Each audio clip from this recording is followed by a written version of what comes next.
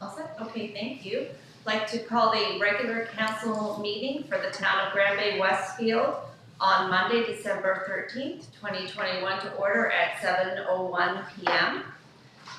We respectfully acknowledge that Bay-Westfield exists on the traditional Woolstokwe land. The lands of Wabanaki people are recognized in a series of peace and friendship treaties to establish an ongoing relationship of peace, friendship, and mutual respect between equal nations. The river that runs by our town is known as Woolstook, along which live Woolstokwe, the people of the beautiful and bountiful river. We, the staff and elected representatives, pay respect to the elders, past and present, and descendants of this land. Record of attendance. Let the record show that all councillors are in attendance with the exception of Councillor Day, who is absent with cause. Item 5, agenda approval. The motion is that the Council of the Town of Bay-Westfield approve the agenda of December 13th, 2021 as presented. Thank you, Councillor Bellman. May I have a second? Second. Thank you, Councillor Balcom. All in favor? Aye. Contrary minded? Motion is carried. Thank you. Item 6, disclosure of conflict of interest. Are there any? There being none, we'll move on to item 7, public hearings, presentations, delegations, and petitions. 7A, we have with us here tonight Jeff Stewart, who is the Vice President representing the Atlantic region for FCM, which is the Federation of Canadian Municipalities. Thank you for joining us here tonight, Jeff. And thank you very much, Mayor Merrifield and Council and staff for the invitation to be in your presence and to talk a little bit about FCM. That's great. We're looking forward to your presentation. Very much looking forward to speaking with you. You get to know me a little better and me to learn a little bit more about you as well. If you want me to begin, I certainly can begin that. Yes, please go right ahead. Thank you very much. As mentioned, my name is Jeff Stewart. I'm the 3rd Vice President of Federation of Canadian Municipalities. I'm the Deputy Mayor for the municipality of County of Colchester here in Nova Scotia.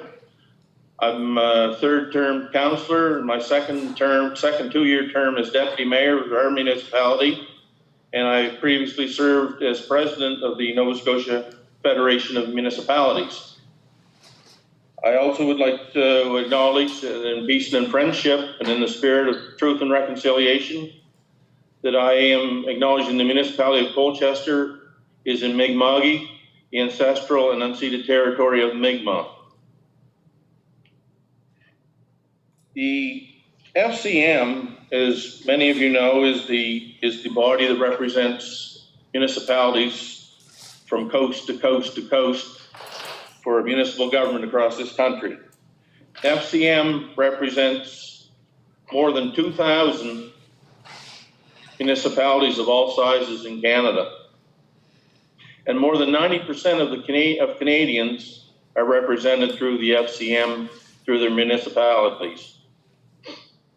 The one united voice is what makes municipal sector heard in Ottawa.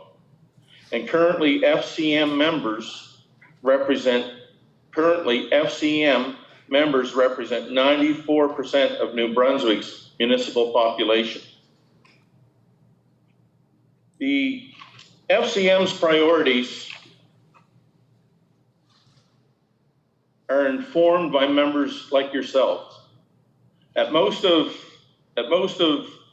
most recent FCM board meeting in late November, we discussed issues like housing, homelessness, climate action, broadband, and as an emergency priority, our call for federal action to absorb all RCMP retroactive costs directly with key decision makers, which included, we spoke with Intergovernmental Affairs, Infrastructure and Communities Minister Dominique LeBlanc, Rural Development Minister Goody Hutchings, Conservative Infrastructure and Communities critic Andrew Scheer, and NDP leader Jagmeet Singh.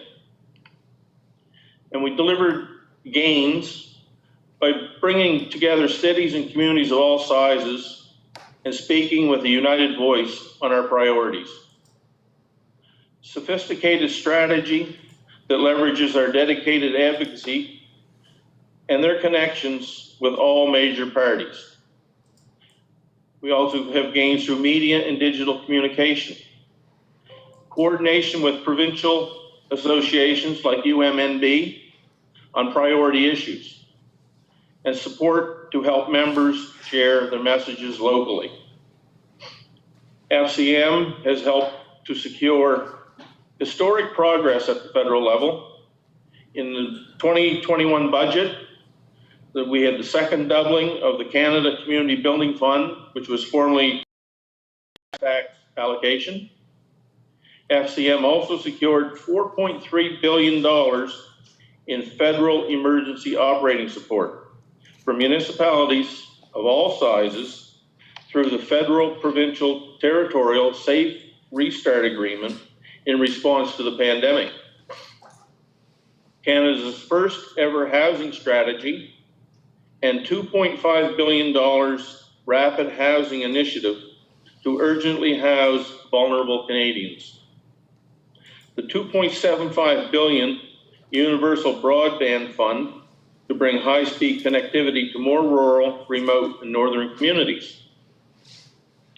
And regional economic development ministers in the federal cabinet who come from the regions they are appointed to represent. This was a key FCM recommendation. And in our region, the new minister is Jeanette Petitpas-Taylor. So we've been fairly successful in our advocacy on many of the issues. Currently, the priorities of the FCM, and a few weeks ago, FCM launched its Partners for Canada's Recovery, the Municipal Solutions for Canada's 44th.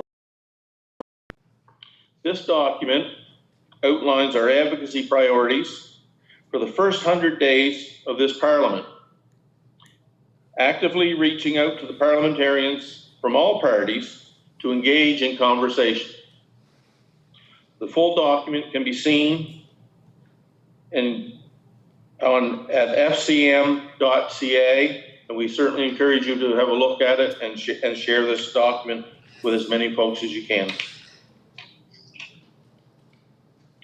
Also, it includes critical priorities relevant to Grand Bay-Westfield, including secure, affordable housing, a series of detailed recommendations to deliver affordable housing options for more Canadians across the housing continent, re-emphasizing the need to come together to end chronic homelessness. On climate mitigation, with extreme weather top of mind across this country, we are calling for support for local governments to undertake climate mitigation, to work and achieve net zero emissions by 2050, to expand the essential federal disaster mitigation and adaptation fund so we can rapidly scale up support for disaster mitigation and climate resilience projects. Also, we were successful in getting more funding for DMAF in budget 2021 and the creation of a new small-scale project stream so communities of all sizes can benefit. But it is clear there is a significant outstanding need that will cost us more down the road if this is not addressed.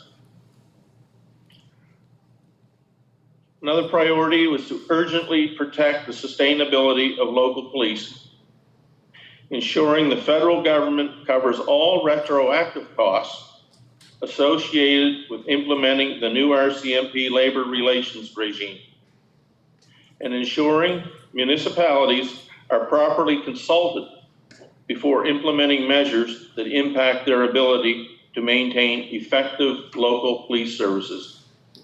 And on that note, I'd like to point out, and I believe you people passed a resolution that FCM had put out in regards to policing. I'd also encourage you to talk to as many of the MPs that you can on this topic to push this matter.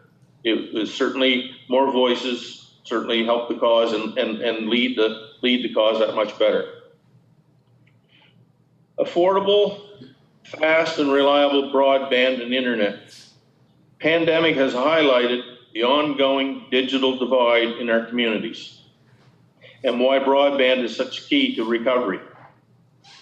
Building on the success of the Universal Broadband Fund, we're looking to support broadband getting to the hardest reach areas, simplify the funding intake process, and convene a national roundtable on digital infrastructure with all orders of government and on a national target for digital affordability.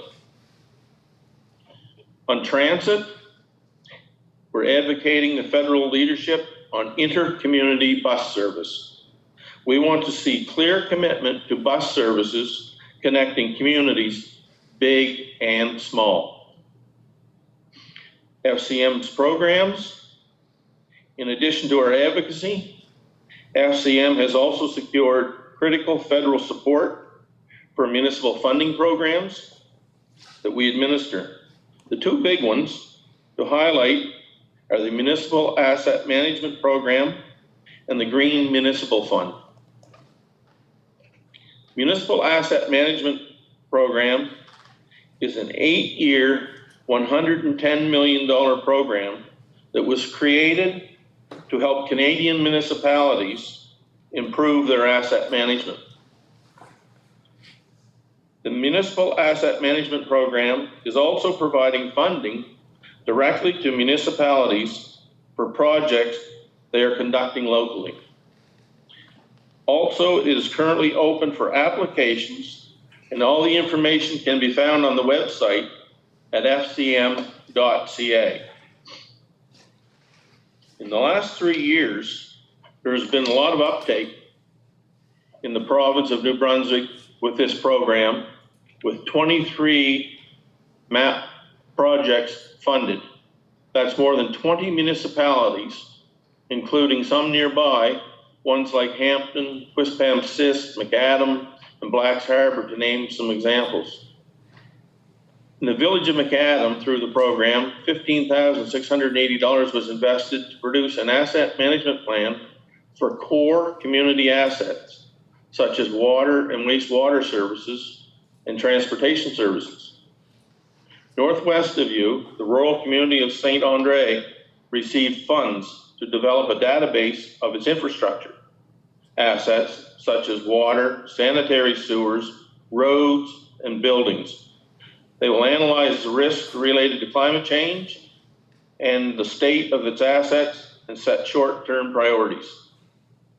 Through the Green Municipal Fund, it's been around since about the year 2000, and it is now a $1 billion program developed by the Federation of Canadian Municipalities and funded by the Government of Canada. So far, projects funded under the Green Municipal Fund have prevented 2.75 million tons of greenhouse gas emissions. In the last 3 years, 11 projects have been implemented in the province of New Brunswick.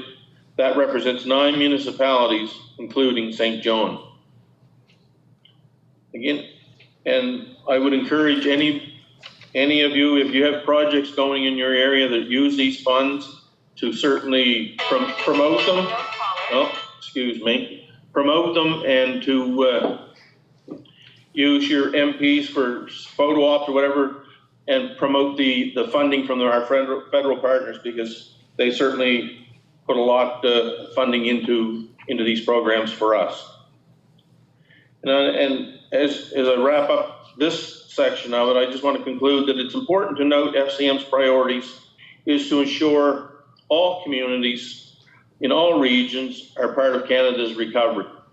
You know, regardless of the largest city in this country, a town, or the smallest of rural municipalities, your voice is important at the table in the decision-making process, and that can't be stressed enough.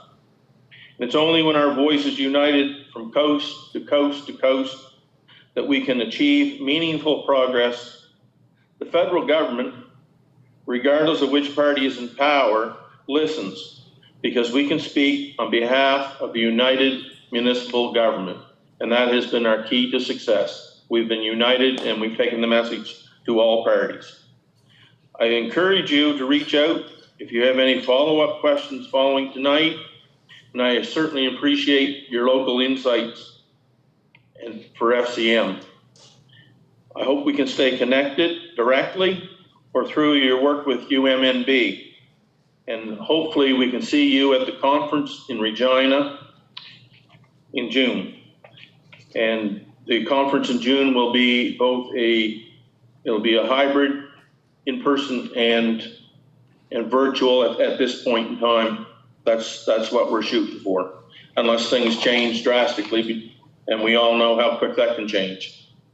I just also wanted to point out at this time that the membership that your municipality pays to for Grand Bay-Westfield pays to FCM to be a member is just over $1,200 per year. And through the Canada Community Building Fund, again formerly known as the Gas Tax Fund, with a top-up in 2021, your municipality received in excess of $700,000. So that's pretty good return on investment. So I certainly encourage any of you to get involved with FCM, with your provincial body as well. And as I said before, as a united voice, we certainly can take the message, and united, we will continue to get results. Again, I want to say thank you, Mayor Merrifield and council staff, for this opportunity to speak to you tonight. And if you have any questions, I can certainly try to answer anything you may have. Thank you for the presentation, Jeff. And as you referenced, we did support the FCM resolution on the RCMP, particularly with respect to the advocating for the federal government to cover all the retroactive back pay costs that may be coming and may end up compromising our budgets in the future. And also the part where those contracts were negotiated with no consultation at all with the municipalities that they affect. So things like that, where the advocacy and those united voices, you're right, that's well worth the $1,200 a year we pay. Yeah. Additionally, your advocacy on behalf of the permanent doubling of the CCBF fund is really important, because that money helps address the infrastructure deficit that municipalities face nationwide. So thank you for the work that FCM does on behalf of municipalities across the nation. I'll say we certainly want to speak on the issues of our members. And one thing that I did leave out, and I'm sorry that I didn't mention at the time, is the staff at FCM. I can't say enough about them. The work that they do is incredible on our behalf. I didn't realize until I got involved at the level that I am just how much they've done, and the staff is absolutely incredible. And just on the RCMP again, you put the resolution forward. If there's members of council or the staff or whoever can speak to your MPs, again, the more we put this in their ears, the more we talk about it, the better chance are we're going to get the results that we're looking for. Well, we will definitely speak with our MP on those issues. Thank you, Jeff. Do any council or staff have any questions? No. Well, Jeff, again, thank you very much for the presentation. Our staff attached the report that you mentioned earlier to our council report, so I've had a chance to go through that, and it was, seeing those priorities laid out for advocacy was really great. So thank you for that. So and hopefully we will see you in Regina in June. Fingers crossed. That's right. Certainly look forward to seeing each of you at some point for sure. And again, I want to say thank you very much for the opportunity to speak to your council. And again, If you ever have any questions or concerns, please feel to reach out to myself or through UMNB, and we'll certainly respond to your query. Thank you very much. You have a Merry Christmas. You guys, all of you as well, and all the best. Take care. Thank you. Thank you. So the motion on the table is that the council of the town of Grand Bay-Westfield accept the information as presented. Thank you, Deputy Mayor Toole. Do we have a second? Thank you, Councillor McIntosh Lawrence. All in favor? Aye. Contrary minded? The motion is carried. Item 7B, Snow and Ice Control Plan. We have a presentation by our Works Commissioner, Bruce Galt.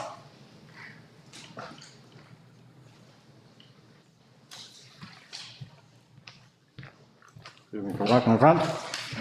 Thank you, Your Worship. I guess with this, it's a presentation on our, I guess we're looking to amend our snow and ice plan for future years. Because currently we have a snow contract that is in place for 2 years. So what we're looking at now is to create a tender for the next 5 years after that. And part of this tendering process is we need to define the service level, which is the part of the snow and ice plan, which council is, has a draft before them there now. So just I guess a recap. I guess as I said, so what we're looking at doing for our snow and ice plan now is not for the current winter or the next winter. It'll be implemented for November 2023. And with a contract, it'll be binding on, I guess, the town and the contractor as well. So when we get this plan, we can make some little tweaks to it going forward, but there's really, you can't make any major changes. And that's not to say that you can't, but there may be a cost into that if you change the contract that the contractor is awarded. So I guess with that, and again, currently under the transportation budget of 1.7 million, this is the largest tender, which is about 38% of my budget. And as I said earlier, our time that we're looking to schedule is to have this before you tonight, give you an opportunity to have a look at it and review it. We'll come back in January and get it finalized. And then we'll be able to prepare a tender document to meet that service level, get that out and get bidders. And again, so we're looking for award probably June of the next year, which would provide the contractor adequate time to purchase the equipment, men, whatever, to be ready to provide snow control for November 2023. So a little more, I guess, on the tender or the service level, because I guess with the tender, to try and keep the town's costs down, is we try to eliminate some of the risk, because weather is a big risk. You may have a month like November, it was pretty good, some Novembers are not. So when the contractors are bidding on that, they bid risk, and risk is dollars. So a few things that we have in here, and I guess is salt. We only use salt only, and there's a reason for that. I guess the main reason, or one of them, is people back in the day had sand salt, and we do use that when the temperature is too cold. But sand has no chemical properties. It does nothing. It doesn't melt snow. It just lies on the road. And then you come down the hill, there are ball bearings, it gets into the storm sewer system, it gets over the shoulders, makes curbs. It doesn't do anything. So we like to go salt. And again, to use science, is to put the right amount at the right time, at the right place. And again, with the spreaders and the controls, they're able to do that at the right application rate for the roads. So that's how we have been doing our snow control for 10, 15 years here now. We've always gone, straight salt. Unless the temperature's too cold, salt won't work. We'll do a sand salt mix, but when the temperature gets back up, turn it back on. And I guess with the salt, on the risk side, is the town purchases it because we're able to purchase under government purchasing, so we're able to get a better price. So we purchase it from the contractor. However, we deduct the amount the contractor uses from their bill. So that encourages him or her, whatever, to use the right amount. Because if they use too much, it's going to come off their bottom line. So that encourages them to use just the right amount of salt at the right time in the right place to get that going. But again, it's at our price. But it's that it comes off his bill at the top. So if he uses 500 tons, the cost of that comes straight off. So that way he's not encouraged to waste it. Because again, for the municipality, we're all on wells. We don't want them putting salt out there all over the place, possible contamination of our wells. So that's sort of the check and balance to make sure that he'll just use the right amount. And again, with the tender that we have, another risk to the contractor, because we're looking to do the contract over 5 years with an option for 2, which is what we currently have. So we're in our option year for 2, is with fuel, as you know, it goes up and down, up and down. So again, a risk, if you put that out to tender, they're gonna bid on the high side because the fuel prices could go up. So what we have in the contract is a mechanism that we say when you tender, use this rate for your fuel, $1.29, whatever the case is, and that's your base amount. So bid that way, and then each year, each month going forward, if the price at the pumps is higher than that, we'll give the contractor additional money to cover that. If it's less than the base amount, he'll give us money. So again, so he doesn't have to really accept that risk. If it goes up, he gets paid for it. If it goes down, it goes up. So again, to mitigate the risk. And then there's a training. We have a piece in the plan that allows, that we want to make sure the operators are trained, because again, to put the right amount at the right time in the right place, you need skilled operators. So we put funding in our own operating budget to allow them to get their members trained. Because again, we want them trained, and again, we're going to have them for 5 years. So it's beneficial to both us and the contractor to have qualified people out there on the road. And the other part that we sort of have in our tender is our lump sum. We don't do it by the year, we do it by the 5-year contract. And then we just divide it by whatever the total price is, divided by 5 years, divided by 5 months, that's his monthly pay. And again, we go for the 5 years, because it's good for the contractor to be able to get financing and know that he's got checks coming in this amount, and he can get financing, go to the bank, and do all that stuff that they need to do. Because it is an expensive endeavor. But I guess back to the plan, is that we use salt only, and I guess just the understanding of the salt is not meant to melt snow. Salt is meant to melt and create a barrier between the asphalt and the snow, that it won't stick to the asphalt, so then you can plow it off. So it's not meant to melt snow, it's to prevent the snow from packing. Sometimes you get your ice storms or whatever, you drive over it and it's all hard packed. It's really hard to get off at that point in time. But again, you want your salt out early, and that's the plan, is to make that brine layer between the asphalt so the snow does not stick to it, and then you can plow it. Once it sticks to it, then it's ice and it doesn't work. So that's why we go with the salt, is to get that brine layer in there.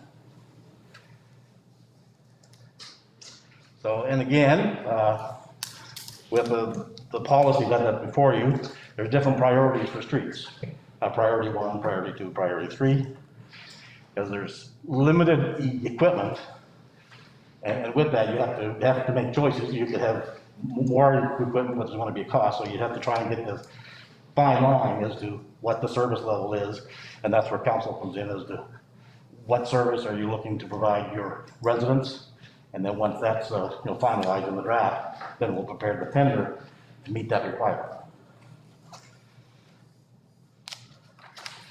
So as the priority ones are your main drag, River Valley Drive, Route 177, Willowstoke Drive and the hill. And then we have some hills. If you've been in the Bay, we do have some hills, and they get priority 1 because of the conditions through that. And then you get your sort of roads underneath that, and then your local roads, they don't receive the same service level. The snow is allowed to build up a little more, again, reduce cost. And that's again, is the standard in which we're looking to do to get the snow off. So, because again, the contractor needs to know, and I say the contractors need to all be bidding on the same thing. And that's where we're here with what the service level is, and then we can compare that so that everybody's the same. So that this is the goal, this is what they need budget for, and that's what the expectations are. So, I'm thinking that's a short view of, or I guess a quick overview of why we're here, is to get this plan before council, to get council, and again, we'll be coming back, is to finalize what the service level is. And this is not for this year or the next year, it's for the following year after that, of which will be a new tender, and this will be the plan. Thank you, Bruce. Any questions? I'm gonna open the floor to questions from council.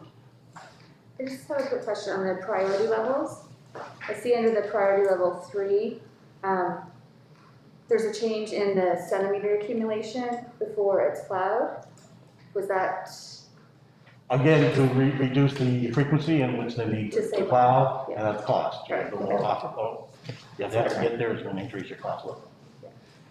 Again, trying to find that balance. Bruce, I have a question. With respect to sidewalks, I noticed that there's some language in there about how they need to be plowed before schools, but I didn't see any, so which side before school opens, I guess?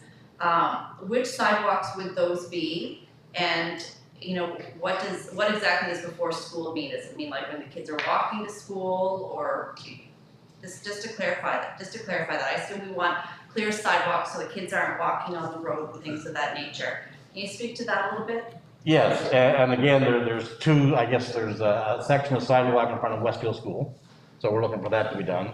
And then also up here on Willowstock, between the primary and Inglewood, we're looking at that section, which will probably just, as you drive, would be sort of from Allen Street down to the end Highland Road, because it's the only way to get in there.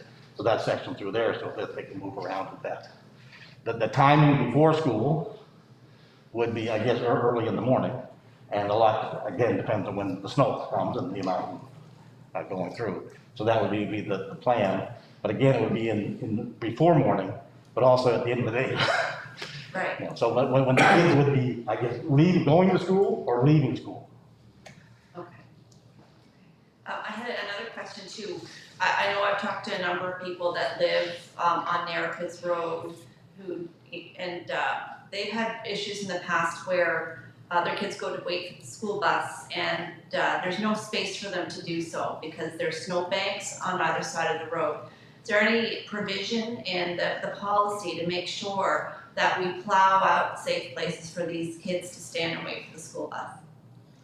No, there's no provision within the plan to do that. Because I believe on the Narrapis side, it's, and again, I haven't gone to school or when the school buses, if they're more in front of this person's house or that person's house, and not a group coming through. But in the plan, there isn't anything for that. The plow would go down and just plow and widen the shoulder as they would normally do, but no specific spot. Is that something that we can look at? Think we could probably. I guess just off the top, during a storm event, I think that would be tricky.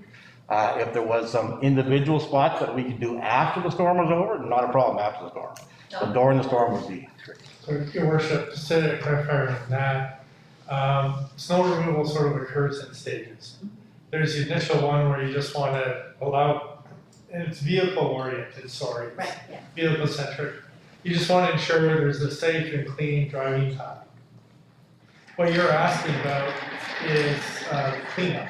And usually the cleanup will happen 2-3 days after the before. You'll notice that even on Narrapis, some of the roads, they'll go through, people can get in and out, but there's going to be these awkward little snowbanks that are in the way, and they may not be cleaned up for 2 or 3 days. So something like that may happen a little bit sooner, but I do agree with you We should be getting addresses from the traffic division of the school district to see what we can do that we can try to create a safe place for kids to stand around. Because there is traffic moving at speed along Narrowfist and River Valley Drive. Thank you, John. I had one more question for you, Bruce. It was about the provincial salt management plan. How often do we have to submit that? Before June of every year. So it's a yearly? Yeah, there's an application online, we log in and put our information in. Do we have any more questions for Bruce?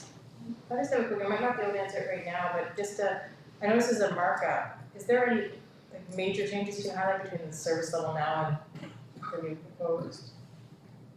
Major, not really major service level changes, more descriptions. Okay. So it's not, I assume that, now it says that, so there's really no change to the service level, other than describing it better. Thank you. I have another quick question on related to the scope of work document, and maybe I missed this. Is there a section in there that specifically mentions that the contractor is responsible for maintaining the equipment and acceptable working level for the entirety of the contract? There is no specific section for that, but they need to provide the service. So how they provide the services, and I guess it's, they need to provide the service, so we leave how that all happens up to them, but they need to provide the service. We don't say they need to make sure because their trucks need to be in shape or to plow. Right. But we don't specifically say that they need to do that. We specifically say you need to do the service. Okay. Thank you. I have another question. So, when we ask the operator to, maintain a phone line or an email for people to call in or send information about issues they might have, or complaints, or, I need the snowbank removed, etc. How is that information collated and then reported to council, or is it? So that we're aware where the problem areas may be. Okay, that information is not correlated and submitted to council. I guess when a resident calls, they're calling the foreman on-site supervisor that week that the change with more than one. So that's who they're calling. And I guess that they look after the action that needs to happen through there. So there hasn't really been a link.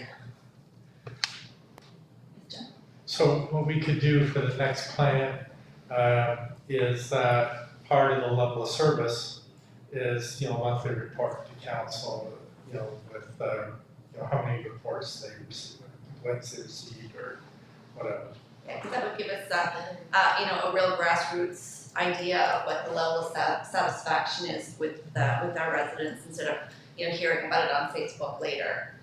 We know right away, we have the data in front of us in terms of what's going right and what's going wrong. We probably don't hear a lot about what's going Facebook will still be in front of us. Yeah. So, But you know what I mean? It's if people are calling and, all of a sudden, 6 months ago, like last year, we only got 20 calls in the course of the winter, and this year we're getting 150 calls. That tells us a lot. But one information that could be passed along is if they call the contractor and nothing happens, call me.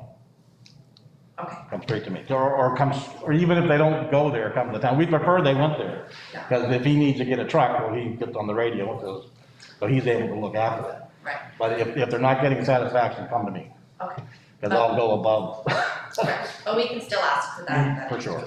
But I just want to encourage council, if you get a call, ask them to call the ABL, and maybe you want to just follow up with Bruce with an email, say, this is what I heard, and then Bruce can follow up. But always direct people to the ABL number.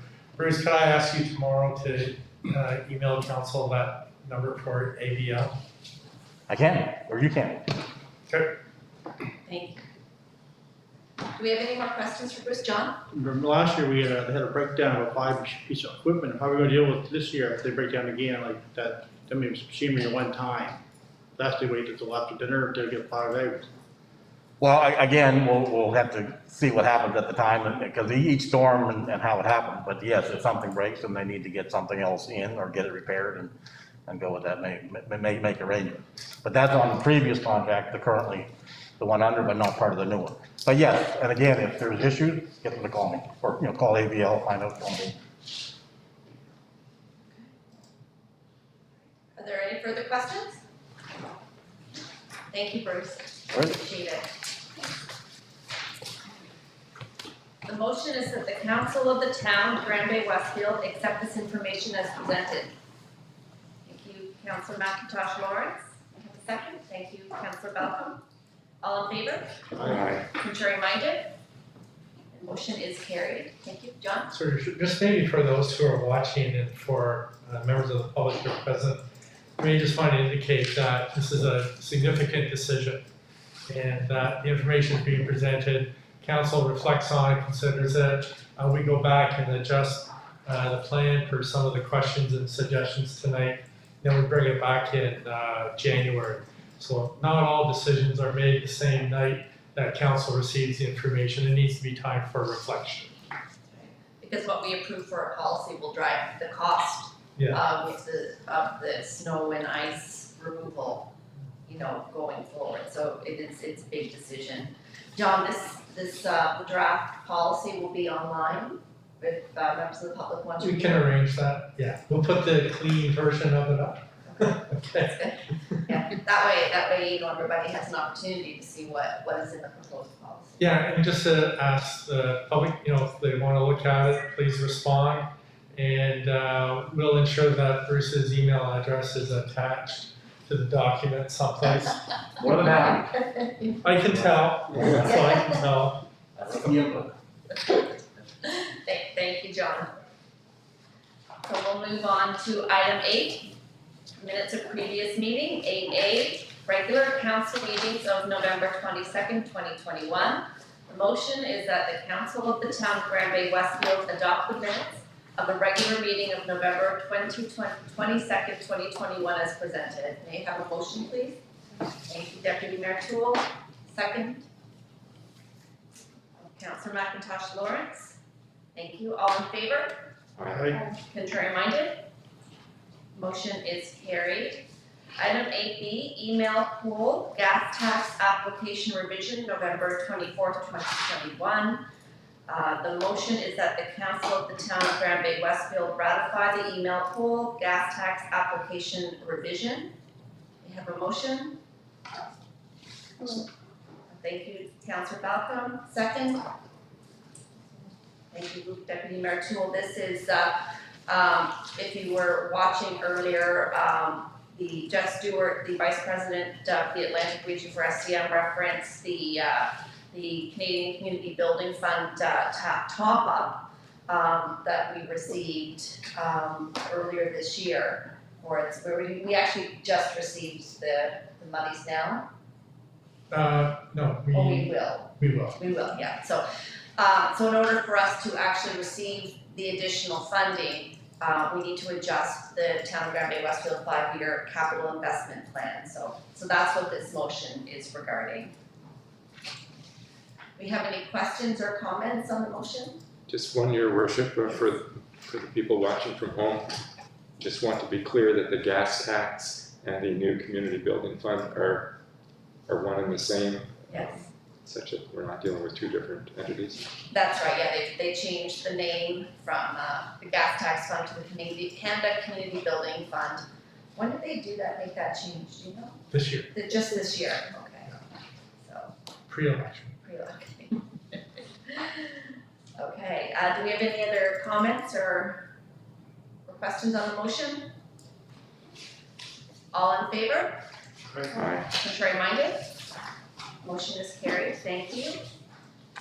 Item 9 is unfinished business. There being none, we'll move on to item 10, bylaws. 10A, memo to council, re-subdivision bylaw 123. The motion is that the council of the town of Grand Bay-Westfield receive and file the planning advisory memo, re-subdivision bylaw number 123. Have a motion, please. Thank you, Councillor McIntosh Lawrence. Have a second. Deputy Mayor Toole, thank you. John, do you want to speak on this motion for us, please? Yeah, and I'll ask the development officer to clarify if I've misled council anywhere. So what happened is we're trying to amend the subdivision bylaw so that we can remove or suspend, I should say, the development fees on Colonel Mays Boulevard. And that had to be submitted to the province, and the province reminded us that, oops, you're in conflict with the municipal plan and parts of the zoning bylaw. So we're just deferring it. We still want to go ahead and suspend development fees. Now, we're looking at what's the best way of doing it. It may be amending the municipal plan and zoning bylaw, or can we do another bylaw or an amendment to the subdivision bylaw to clarify the intent that we have, which isn't to get rid of development fees altogether, and it's only for this one neighborhood for a limited time. So we're looking into the best way of doing that. And so at the end of the day, we still want to encourage development there. We feel the best way of doing that, or one of the tools to encourage development there, is to suspend those fees for a limited period of time. Is there anything you want to add to that, David?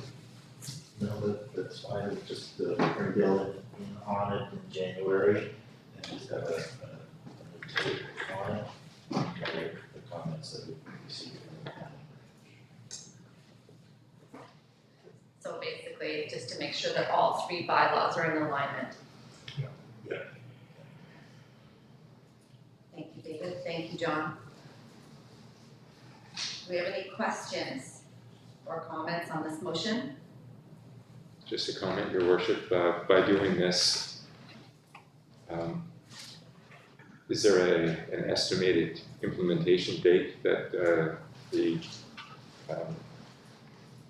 part-time or temporary elimination of Colonel Mays Boulevard fees could be started? Well, I believe it's going to be even if it's February, March, before we get all the bylaws sorted out, I believe it's going to be retroactive to Jan 1, 2022. Fantastic. I'm correct there, right, John? Yes. Yeah. We'll make it retroactive. Yeah, so that we're not losing any time. Thank you, Your Worship. Any further questions? All in favor? Aye. Contrary minded? Motion is carried. And 10B is related. The motion is administrative report, subdivision bylaw number 123. The motion is that the Council of Bay-Westfield defer final readings of bylaw number 123 for consolidation of changes required in the municipal plan bylaw and zoning bylaw for removal of infrastructure charges on Colonel Mays Boulevard. Have a motion, please. Deputy Mayor Toole, second. You, Councillor Balcom. Any questions or comments on this motion? And I just want to emphasize that this is basically just housekeeping, making sure that all three of those aforementioned bylaws are in alignment, and they all say the same thing, and that the suspension of the development fees on Colonel Mays will be retroactive to January 1st, 2022, even if this bylaw doesn't get to third reading until a date past that. Anything else to add to that, John, or we covered it? All in favor? Aye. Contrary minded? Motion is carried, thank you.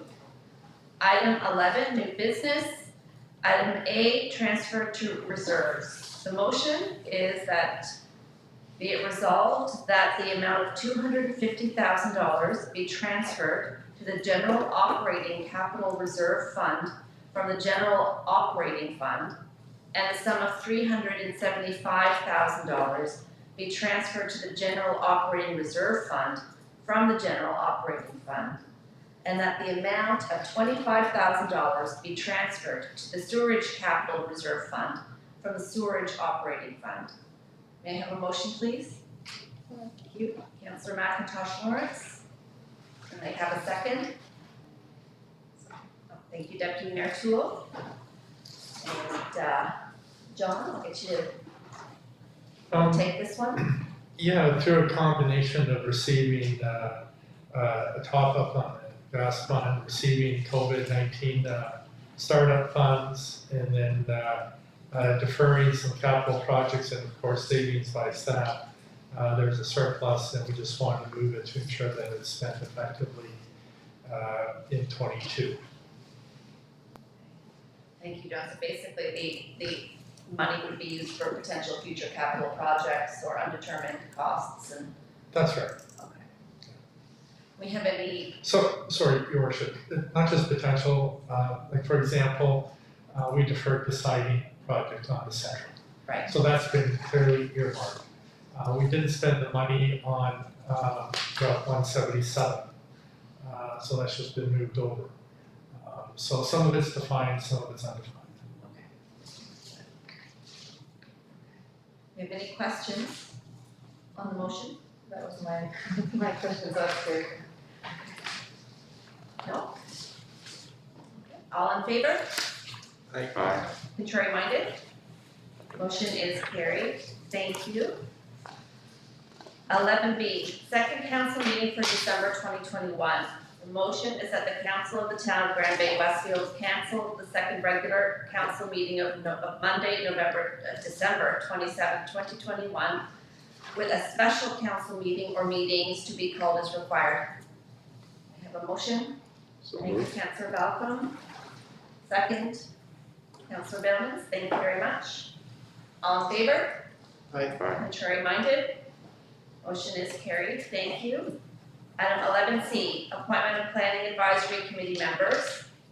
The motion is that the council of the town of Grand Bay-Westfield appoint Kelly Thompson and Don Collins to the planning advisory committee for a 3-year term membership on the planning advisory committee effective January 2nd, 2021. I have a motion. I'd like to move that, Your Worship. Councilor Balcom, thank you very much. I have a second. Thank you, Deputy Mayor Toole. I just want to point out that sitting on the Planning Advisory Committee is it's a real commitment. We really appreciate the volunteers that do it. Sometimes it's straightforward and cut and dried, and other times it's not. Sometimes hard decisions have to be made, and so I really appreciate any community member that steps forward and puts their names forward for this type of work. It's crucial, and we appreciate them. John? I think we want to send out some thanks to Alex, I think his last name's Colville. Calvin, Alex, I knew it wasn't Colville, just couldn't remember it. That's the artist. Yeah, I know, that's why I was Appreciate him too, confused, so. yeah. But no, he's been on there a number of years and he's stepping down and just really appreciate the amount of time and effort that he put into it. He took it very serious and was very conscientious. Yeah, I sat on that committee with Alex, and his engineering background was really invaluable, and a lot of files that came before us. So yes, thank you very much to Alex for the work he's done. Do we have any other questions or comments on the motion? All in favor? Aye. Contrary minded? The motion is carried. Thank you. And we are on to 11D.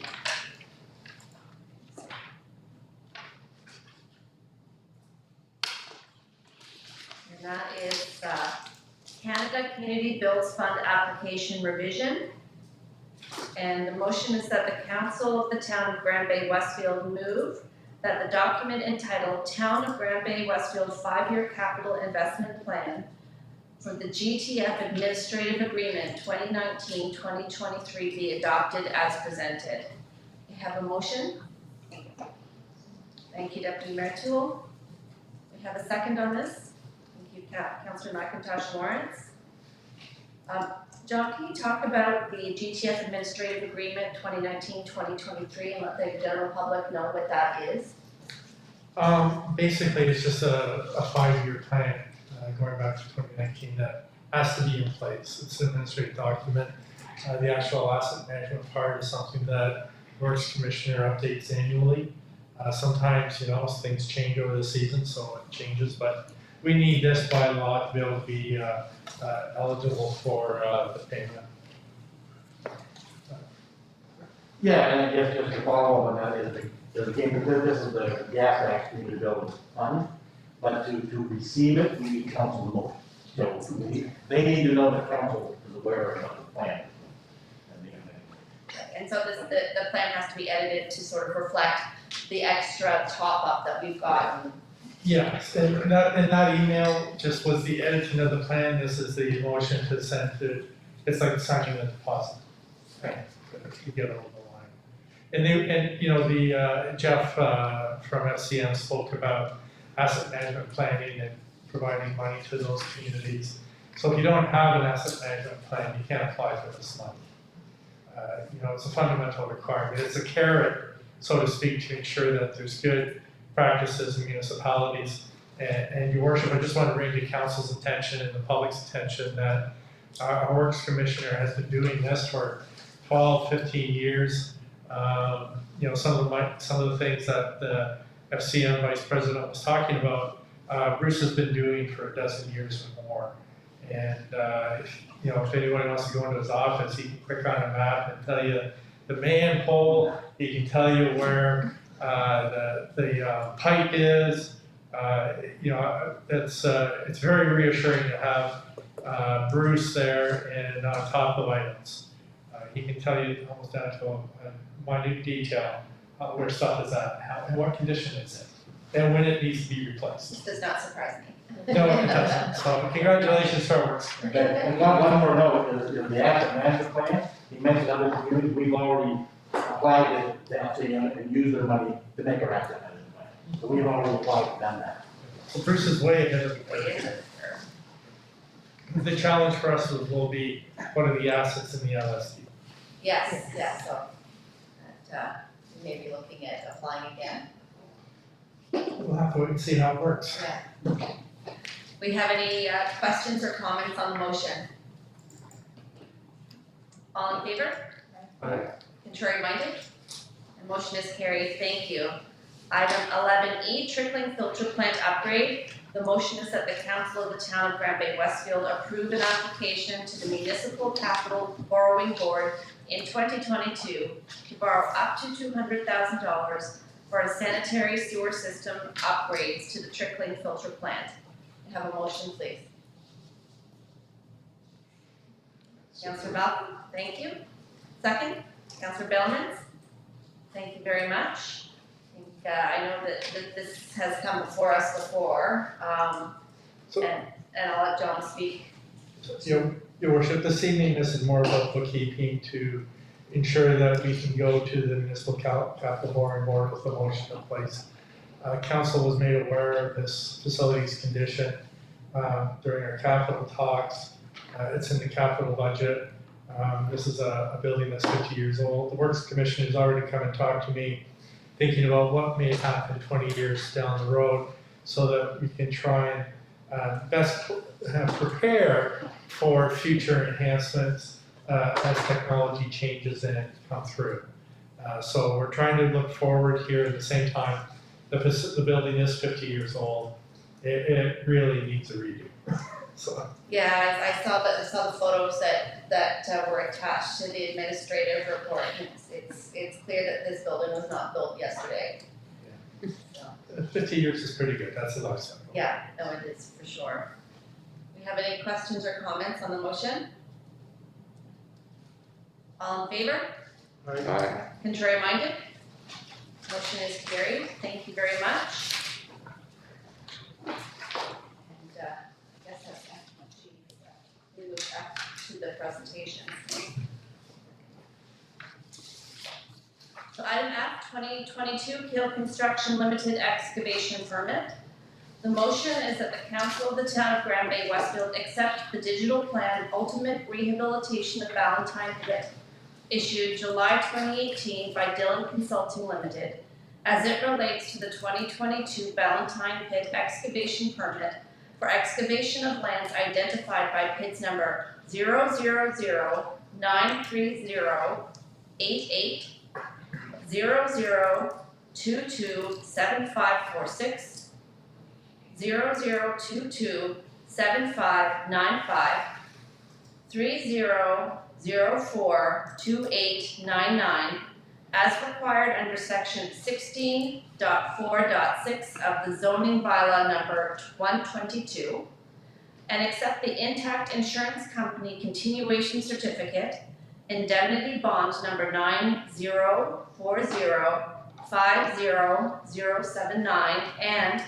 legacy bond number HM 000-300-1013, along with endorsement number 28 dated November 29th, 2021, through McTagg Insurance, 555 Somerset Street, Suite 102, St. John, reflecting the security amount of $90,000, effective from December 31st, 2021 to December 31st, 2023, inclusive, as security required by the zoning bylaw number 122, section 16.4.8, with additional operational requirements for the 2022 excavation permit to provide street sweeping on Valentine Place once per week during the months of June through to October, and provide the town with written records of the dust control measures undertaken within 5 working days of the end of each month, to provide additional dust control measures requested by the building inspector, subject to special and/or unreasonable dust conditions, and not undertake any blasting without prior approval of town council. Do I have a motion? Thank you, Councillor Bellmans. Do I have a second? Thank you, Councillor McIntosh Lawrence.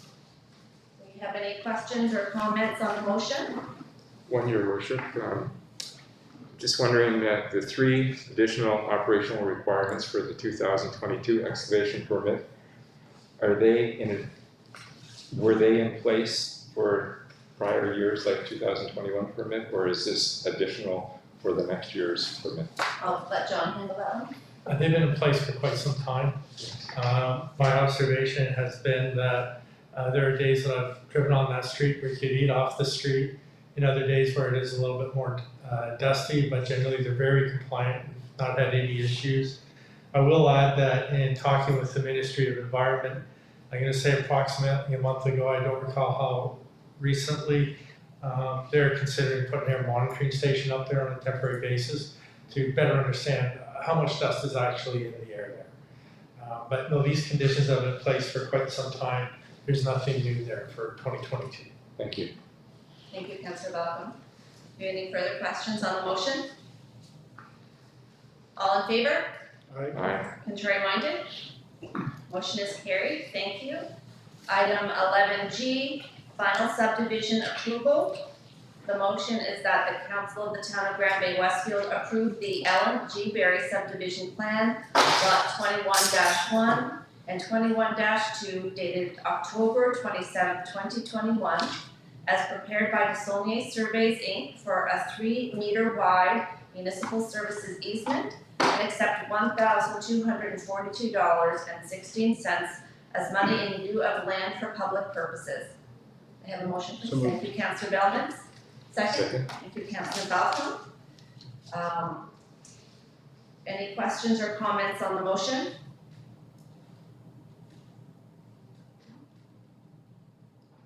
Don't have anything to add? No? Okay. All in favor? Aye. Contrary minded? Motion is carried.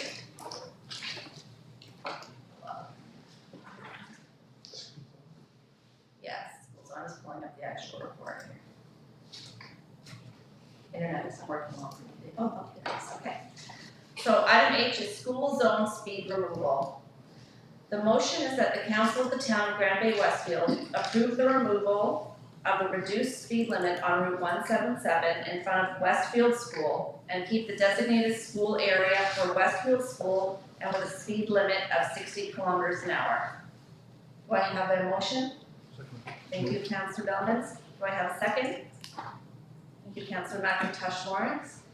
John, can you give me the background on this item, please? Yeah, so back in the fall of 2020, the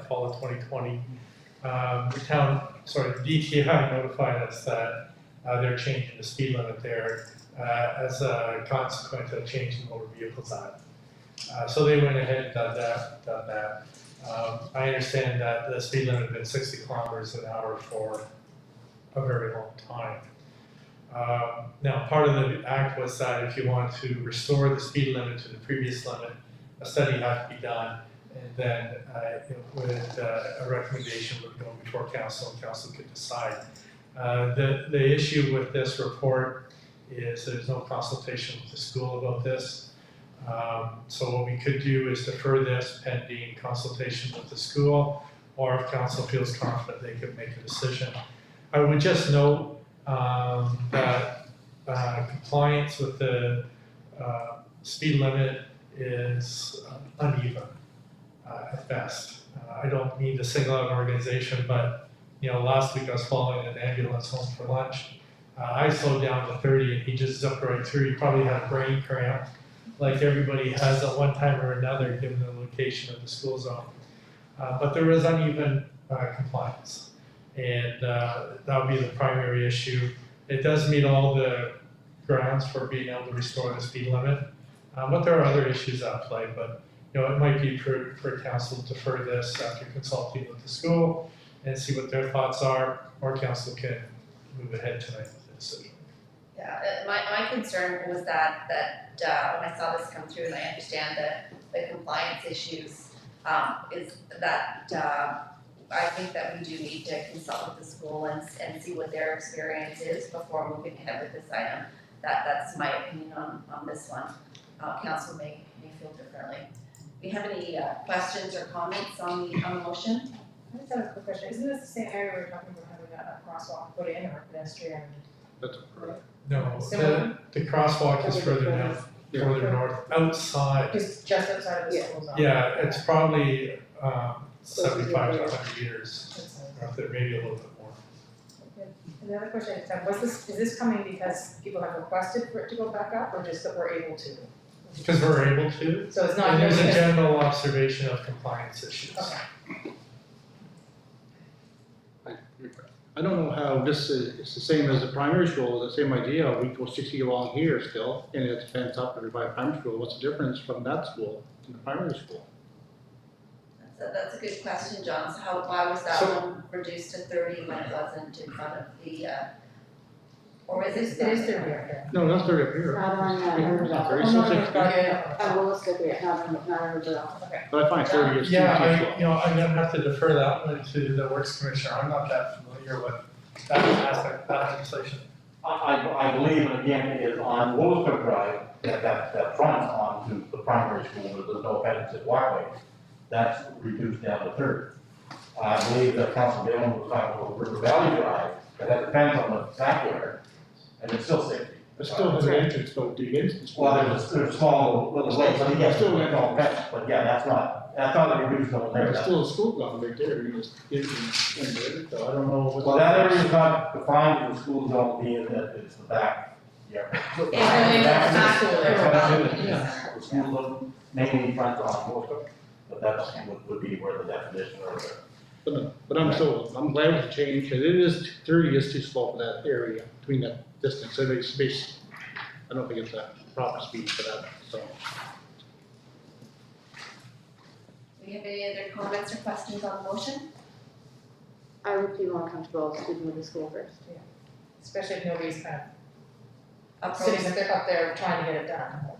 So, Your Worship, then, if we want to proceed, then a member of council should request that this item be tabled until maybe January 24th, because we're going into Christmas. And then the second meeting will allow time from leading into Christmas to post New Year to talk with Westfield School and get their thoughts and maybe the thoughts of their parents. So if you're going to table an item, you want to table it with specifically, we want more information, which you just outlined, consult with school officials and parents. Second, you want to put a deadline in there. When do you want this brought back to council? I suggest January 24th, just given the holiday season. And then also with COVID changes, my understanding is K-6 schools will not be in school next week. So it'll be difficult to talk with officials and with parents next week. So let's wait until the new year, and I suggest a second meeting in January.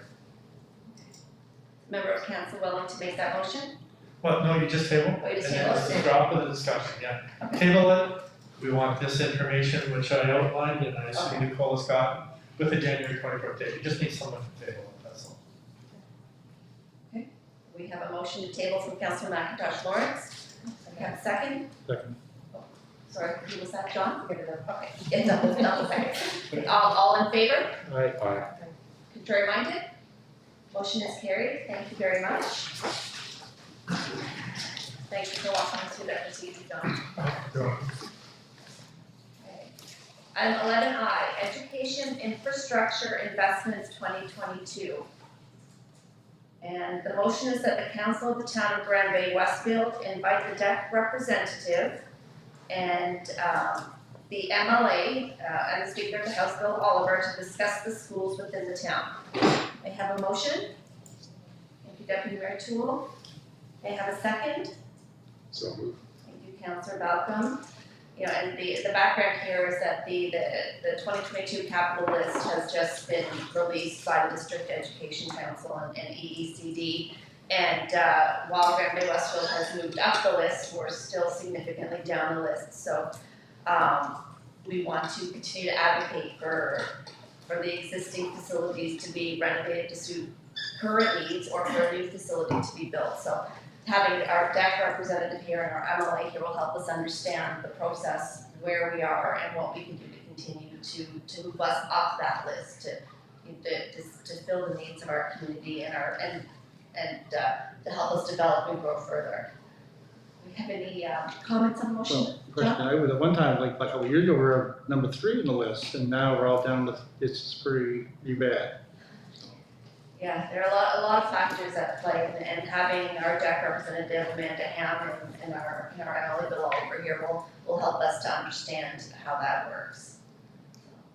I think that's a great idea, having him, because I think there's been a lot of, I guess, misunderstanding, because people thought, since we were on the list, we were getting a school, even if there's a lot of talk out there, people don't really understand the process, and if they're going to be here, I think it'd be great if we can let people know, like I say, publicize at the meeting that they are going to be here, so the public can tune in to hear their presentations, their discussions, because I think there's a lot of questions out there and people don't understand this process because it's such a, as Councillor Bellman said, we were 3rd, then we were 23rd, then we were 13, it just jumps. We jump everywhere. Yeah, and there are two quantitative formulas at play. There's the QBL, which is the quantitative bottom line formula. And then there's also a tiering formula, and both of those things play into where we are on this list, and this will help us get a greater understanding of that. If there are things that we could be doing or that maybe EECD doesn't realize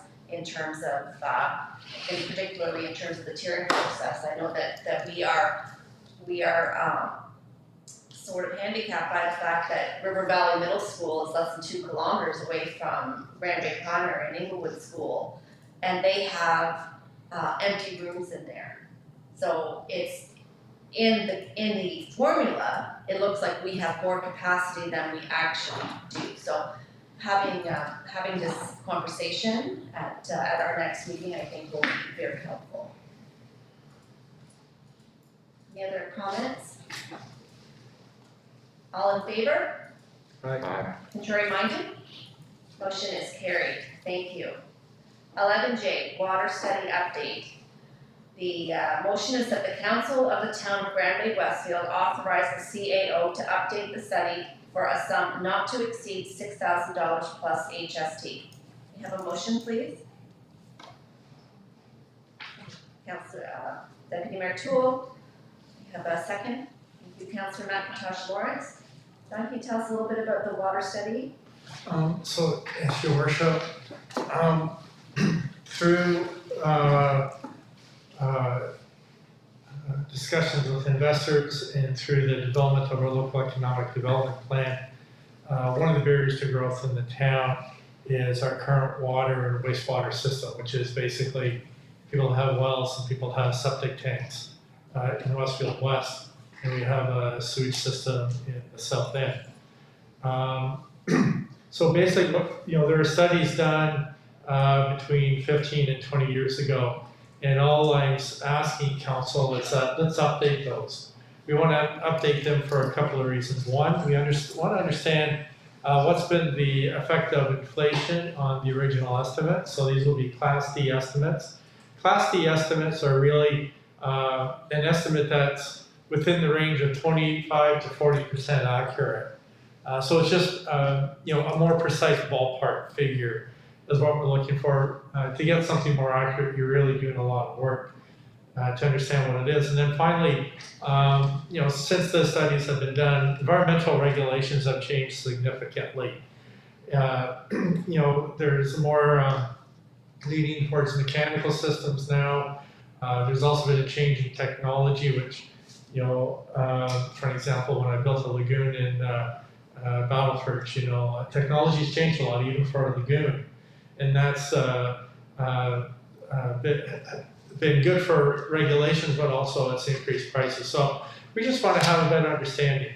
Because these are long-term projects and we have to start understanding these things today if these are going to be invested in 10, 15, or 20 years. And especially, you know, if we're looking at growth, both commercial growth and residential growth, we need to have a sound understanding of what our long-term future looks like from a financial perspective. So our CFO has some adequate tools to work with, and council has the information to make an informed decision, even though realistically it's not going to affect your term. Thank you, John. Do we have any questions on the motion? All in favor? Aye. Contrary-minded? Motion is carried, thank you. Item K, 11K, wastewater study update. The motion is that the council of the town of Grand Bay-Westfield authorize the CAO to update the study for a sum not to exceed $6,000 plus HST. May I have a motion, please? Okay, thank you, Deputy Mayor Toole. May I have a second? Thank you, Councillor Balcom. And John, this is sort of part and parcel of the updated water study. Yeah, I just want to add one more thing with this, and the part that causes me concern, which is different than water, but it would influence water. When you look at the area that now is served by septic tanks, the housing stock there, excuse me, predominantly, I'm not talking about older homes, but predominantly is built 60s, 70s, 80s.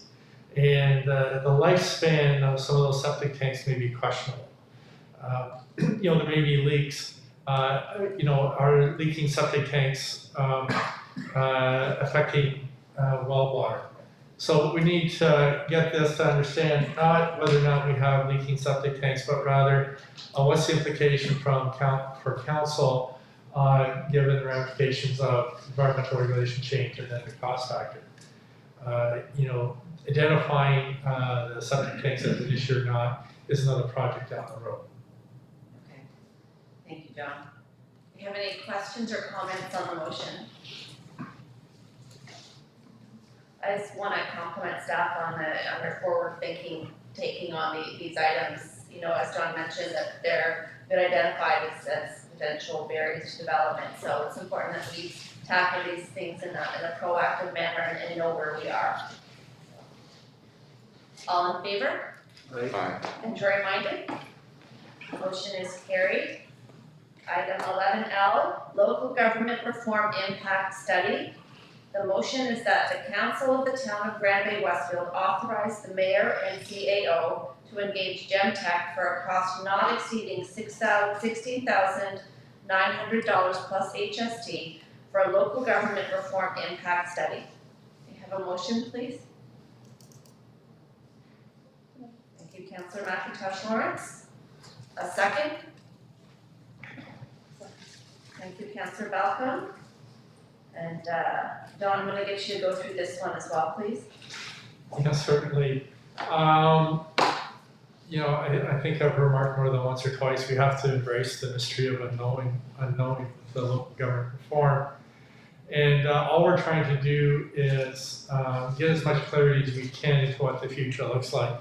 This particular impact study is going to look at potential changes to the organization and structure of the corporation of the town, but also what's the impact on taxes.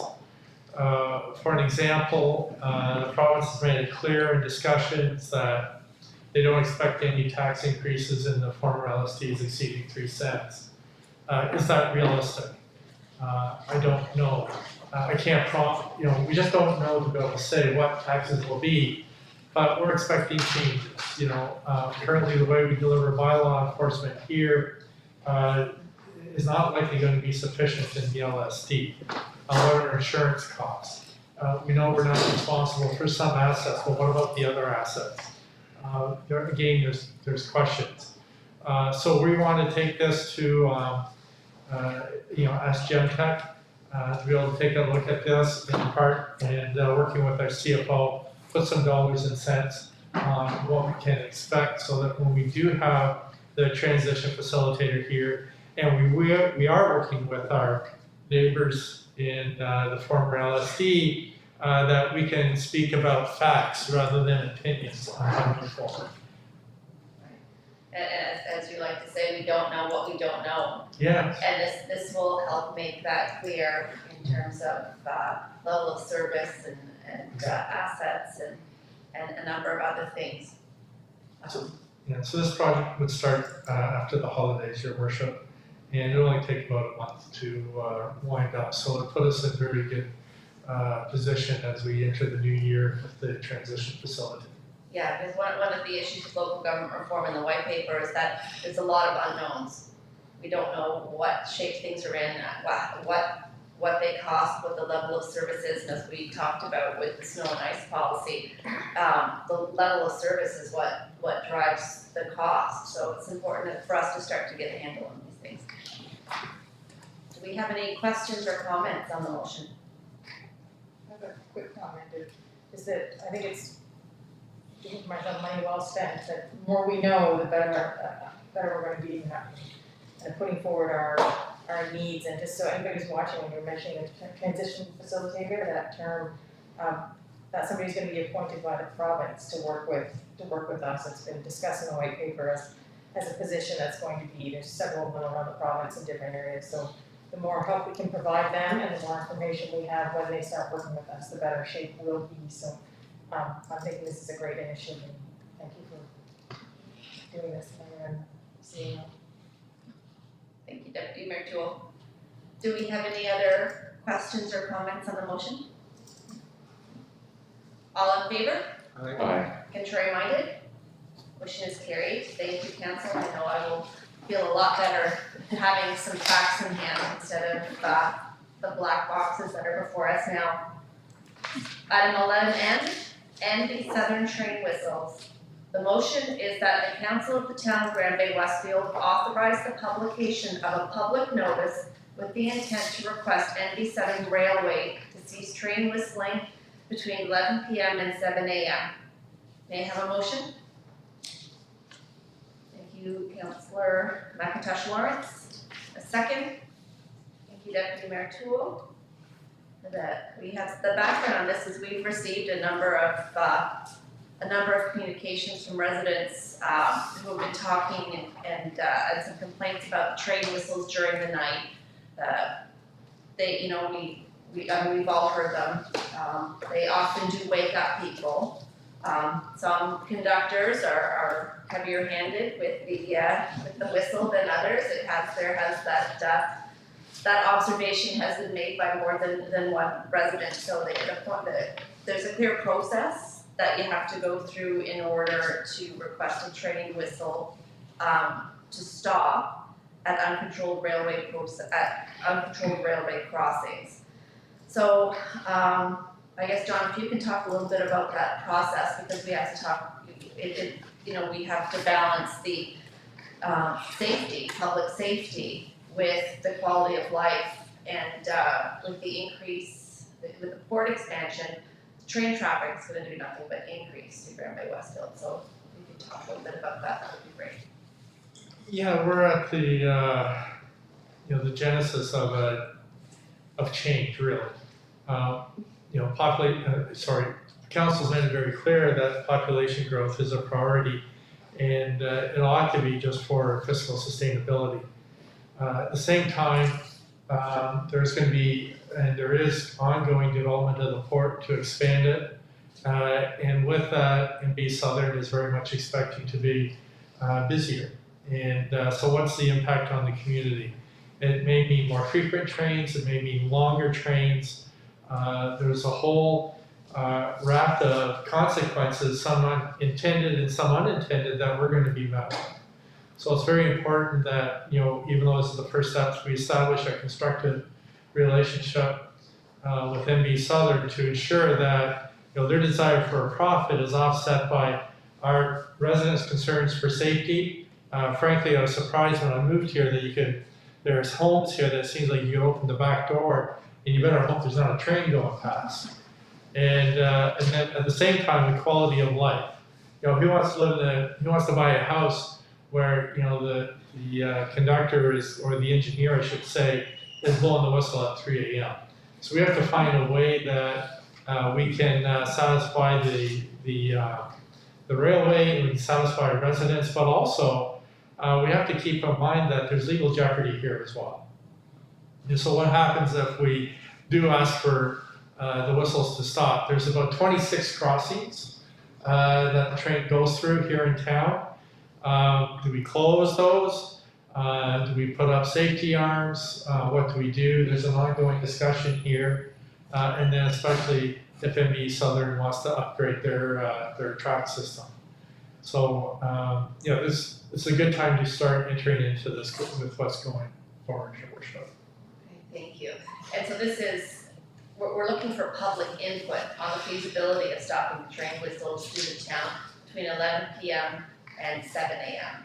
So, John, with this procedure, how long is the public notice period? The public notice will be up for, I think until December 24th, I'm not sure. We can extend that to the new year, and then we can bring that back to council at a later date. I will say that an invitation's been sent to MB Southern. I think it went through you, Your Worship, to have the general manager come to council on January 10th to January 24th. So it might be prudent if we could have public feedback collated for council for the meeting with the general manager. And with council's permission, usually we don't share council packages prior to it being released to the public meeting. We can share that feedback with the general manager before he comes, so he understands what the community's concerns are. Yeah, I would definitely support having a longer consultation period, just because they're not as engaged with things like this over the Christmas season. So if I may suggest, maybe we get a public council feedback available till January 4th or 5th. And then if it goes to, when did you invite the general manager? I think it was the 10th because, yeah, I believe it was the first meeting in January. So maybe if it closes on the 4th at 5 o'clock. And then, because we'll need time to collate the information. We should provide some type of report to council. You know, so yeah, and council kit has to be prepared. The 8th is, sorry, no, the 10th, the 5th is when the deadline is, and then we need the 7th, 8th to write and edit, as well as put it in with the rest of the package. So council's okay with the 4th, and that gives us time on that. Yeah, do it the 4th, and maybe somebody can sneak it in Wednesday morning. Do you have any questions from council on this motion? Just the process, once we receive and then MB Southern comes to the meeting to discuss his next steps, I see in here that there's assessing the crossings and other types of, so it's just kind of an early step in the process. Yeah. Yes, yes. Because it's all the safety features, it isn't just we hear from them, you go to MB Southern and it's done, this is one everybody to know, this is a step in a lengthy process around to assess safety, around to assess all concerns. For an example, you know, our development officer has identified 26 crossings. I know where I walk my dog, there's about 4 more that haven't been identified. You know, they're all over the place, just given the proximity of the railway within the community. So we really need to be careful about this, and we need to be constructive that not everybody's going to be pleased. Because there's going to be potentially conveniences lost, but also quality of life gained. So through less whistles. So, you know, it's going to be tricky, and we have to be careful what we wish for. John? Are we gonna advertise on Facebook and on our sign out front for this, or? I would imagine there would be robust communication on this, Yeah, so- particularly where people It's are, nice to see to what, the how Christmas the community, season. likes to like to go where. John, can you, You go on all our social media platforms, multiple times? multiple times. Yes. I just really want people to make sure that, I wanna make sure that people are aware that this process is going on, so that, No, all I was gonna say is, we should really maybe have 2 or 3 things we want our residents to talk about over Christmas. The So I wanna talk about the railway. We come to the Longhorn or Shorthorn or two, whatever. Yeah. What else do we want them to talk about over Christmas? they talk about the conductor with the heavy hands already, so. Uh, And I know him. I know too. Yeah, so this could, and one of the things that it's not, we have to keep in mind, it's just not the 4 trains that are going through now. It's maybe the 10 or 20 trains that are going through 5 years from now that we have to keep in mind, so. So the motion is just to authorize the publication of a public notice. And sorry, Your Worship, Clarify that. we weren't able to have this done for the council package, so it's on council desk, what it looked like. I just want to thank the development officer for pulling that together today. Thank you, David. Do we have any other questions or comments on the Well, motion? concerned with the tooting, how about the train is so long now, the vibration after the train goes by is the mind of the train, the toot or the long train, so you're just, either way, you're gonna not be happy. If we don't have the trains, it's, you know, how do people make a living here? Yeah. You know, Yeah, I know, it's a balance. so it's a tough one. All in favor? Aye. Contrary minded? Motion is carried. Thank you, council. Item 11N, 2022 capital budget. The motion is that the council of the town of Bay-Westfield move that the 2022 capital budget in the amount of $1,749,369 be adopted as presented. May I get a motion, please? Thank you, Deputy Mayor Toole. Second? Thank you, Councillor McIntosh Lawrence. Is our, John, is our CFO going to present on this? Or is it you? No, or we may want, our works commissioner, but it's, pretty broad, it covers everything, I don't know which one of you want to speak to it, our CFO will. I'll volunteer, Mr. CEO. Your worship, this was, presented to council during budget deliberations in earlier this year, and we've approved the operating budget. This is now give the administration the authority, based on the presentation and budget discussions, to proceed with capital projects that are outlined in the budget. And they're categorized by major expenditure area, because we go to tender or proposals. We don't dispute people's interpretation of what a project may be, so you have the overall envelope and the envelope by particular service areas. So we went through these projects in detail at the budget time. Yes. This is just bringing this forward to enable us to do the work in 2022. And if anybody has any questions about the capital budget, they can refer back to that amazing detailed 90 slide presentation that staff put together for budget. Everything is detailed in there extremely well. And your worship, we're here as well, there's questions they can always reach out to myself or others that are responsible for different areas. That's great. Thank you very much, Greg, I appreciate that. Do we have any questions or comments on the motion? Yes, I just have one comment, I guess. Yeah. I see the document here, and it has prices. Sorry, or we can discuss that later. Right, so, yeah. The prices aren't there. Okay, that's the question for another time. all in favor? Contrary minded? Motion is carried, thank you. We are, item 12, bills for payment. The motion is that the council of the town of Bay-Westfield authorize the December 13th, 2021 bills for payment as presented in the amount for $265,390.60. Can I have a motion, please? Thank you, Councillor Bellman. Do we have a second? A second. Thank you, Councillor Balcom. Do we have any questions or comments on the motion? I have a Councilor couple. McIntosh warrants? Number 19 is postal, I think. I'm just wondering how long $1,000 worth of stamps lasts. That depends.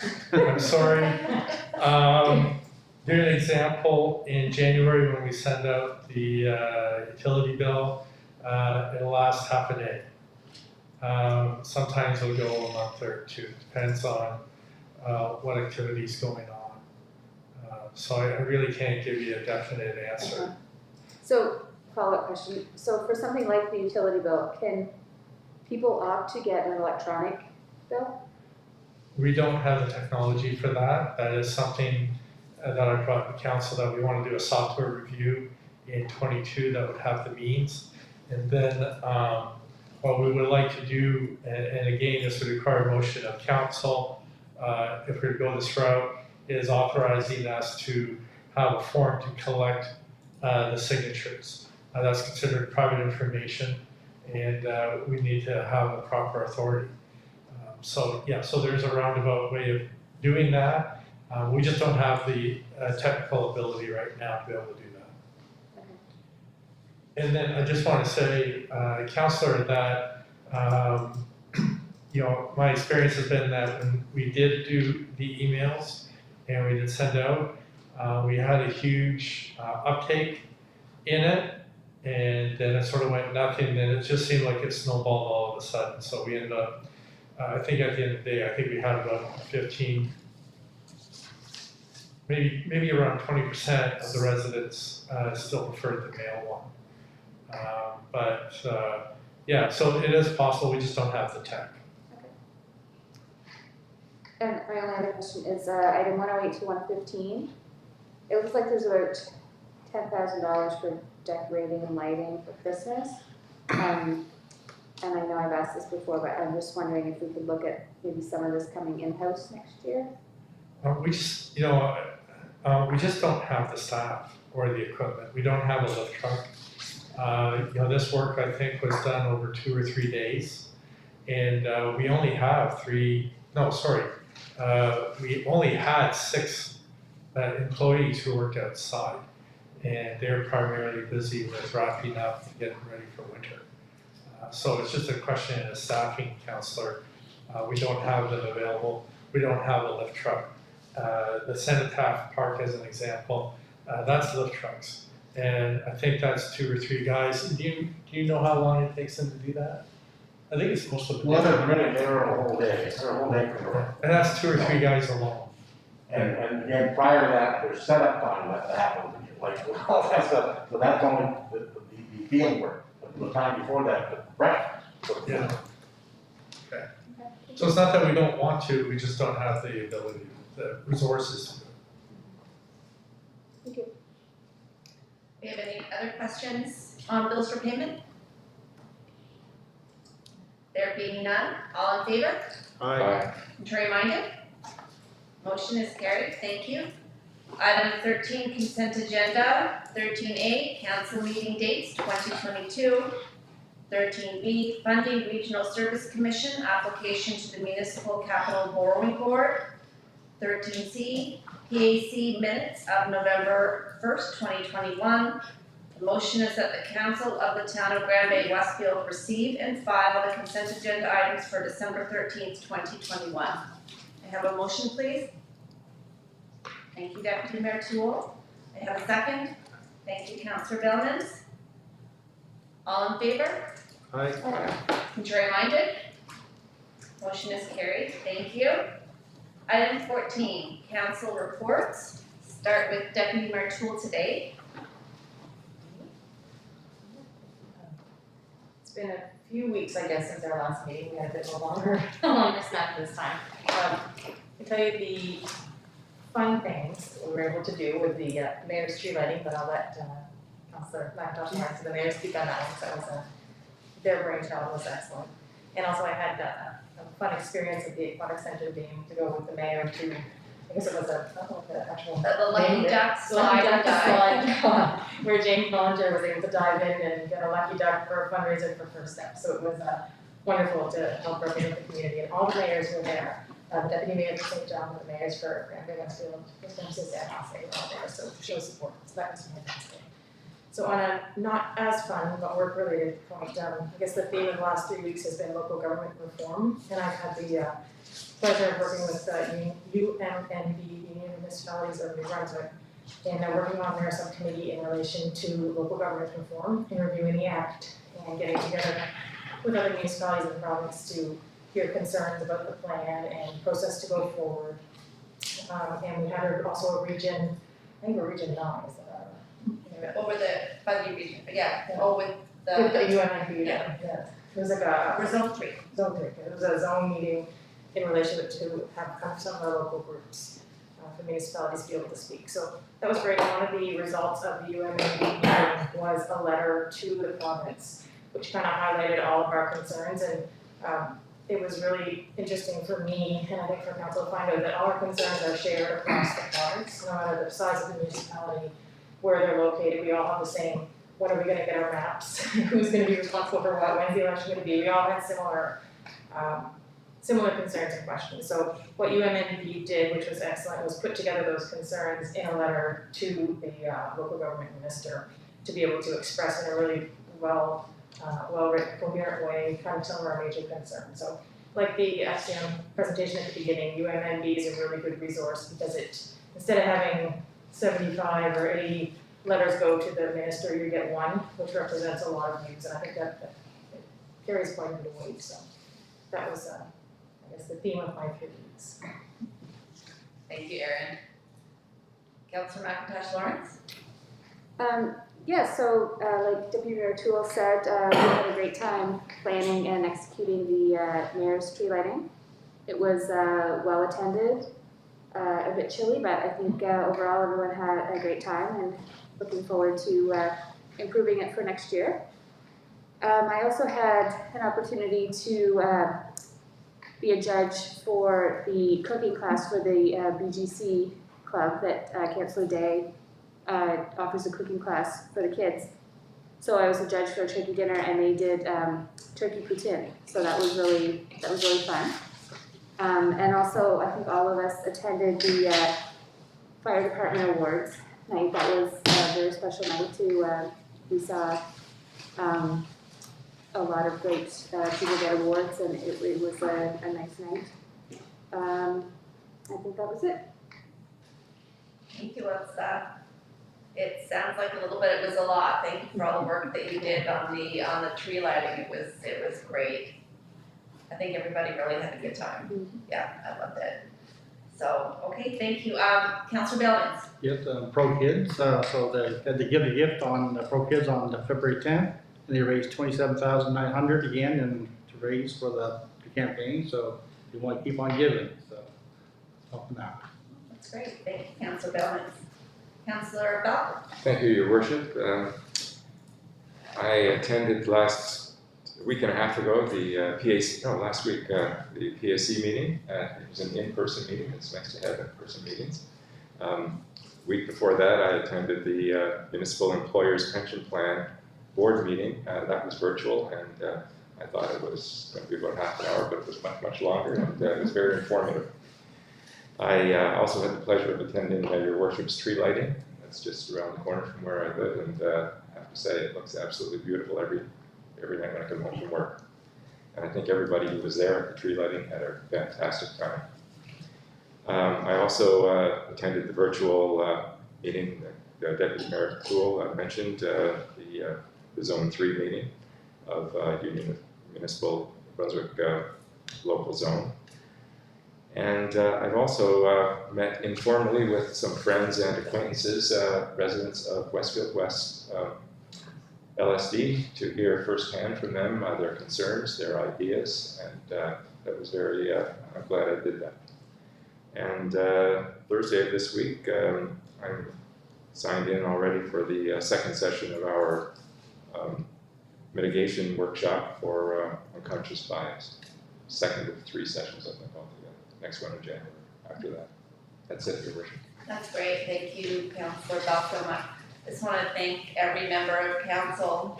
I know I've said this before, but you're all going above and beyond.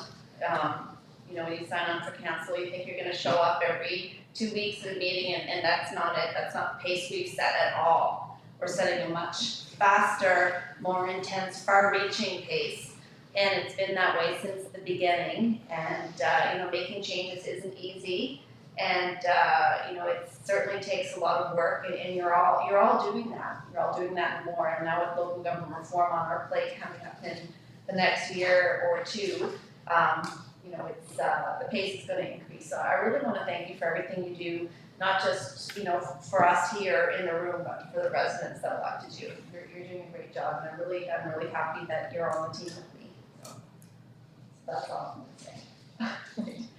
So, item 15, business arising from committee of the whole.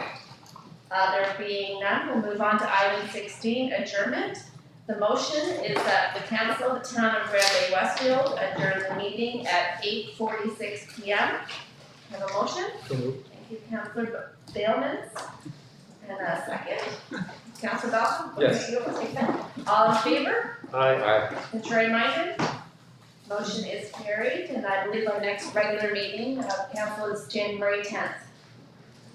Thank you, everybody.